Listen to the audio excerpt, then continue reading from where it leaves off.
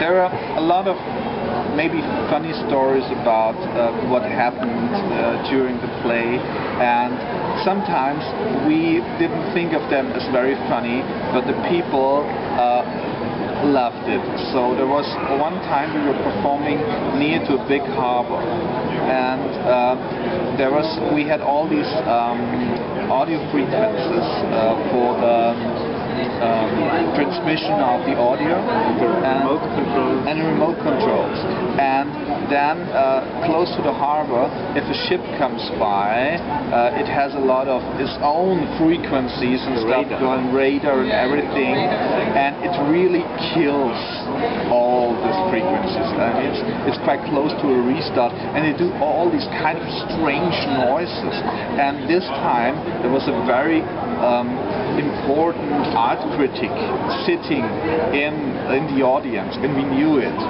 And we were saying like before, we have to be as good as we can. We want to have a good review of our play. And I mean, there's so many things that went wrong. Everything exploded because of the radar. I mean, not exploded, but they were standing still, they were doing funny sounds, they were changing voices, they were like, I was like, oh God, how can we control? At one point, we all were kind of like hiding behind the desks because nothing was working. And the only person who knew she had to take charge was Sonia, who went out and said, okay, you know, yesterday was their debut performance here, so they all have celebrated until late in the night, so they're a little bit tired, and she kind of,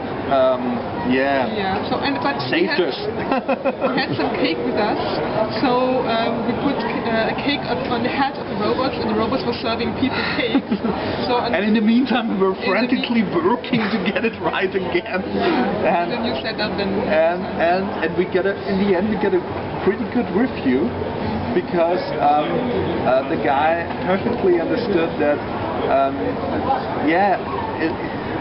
it added to the whole play in a way, but we were happy if nothing adds to the play, if the play just stays like it is. Yeah, it's a play about rebelling robots against humans, and this was the perfect rebellion. Yeah, this was the perfect rebellion, I guess, yeah.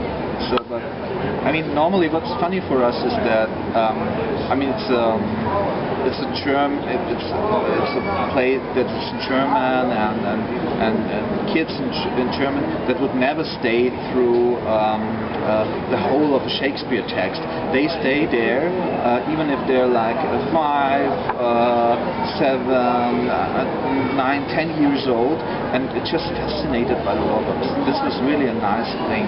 And yesterday here in Belgrade, we had little children who didn't understand, I think, the text at all. They had some parents with them who said, yeah, now he's doing that or he's doing that, but mostly they were just staring there with big eyes at the robots and waiting until the show is over to touch them, to look at them.